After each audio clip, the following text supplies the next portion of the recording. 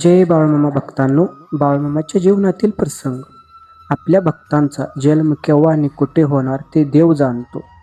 सरूपल्लीची या गावी कोंडीबा पाटील नावाचा एक समृद्धी शेतकरी राहत होते. कोंडीबा पाटलांना 7 मुली झाल्या होत्या, पण ती 7ही मुली फार काळ जगल्या नाहीत. त्यामुळे त्यांच्या संसारात अंधार पसरला होता. त्यावेळी बाळूमामांचा सरूपल्लीच्या गावातील रानामध्ये तळ होता. मामा मोठे ज्ञानी आणि विरक्त संत आहेत हे लोकांना समजू लागलं होतं. एके दिवशी कोंडीबा पाटील मामांच्या दर्शनाला गेले होते. आपली व्यथा सांगून मामांना आशीर्वाद देण्याची त्यांनी विनंती केली. तेव्हा मामा म्हणाले, आणखी 7 वर्षांनी तुम्हाला मुलगा होणार आहे. तोपर्यंत पुन्हा हा प्रश्न विचारू नका.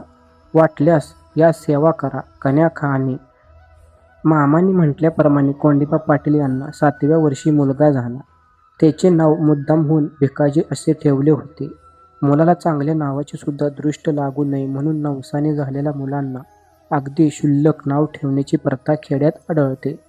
मामांच्या सेवेत असणाऱ्या या कुटुंबाचा नवसाने झालेला मुलगा भिकाजी हा सुद्धा पुढे मामांचा निष्ठावंत भक्त झाला.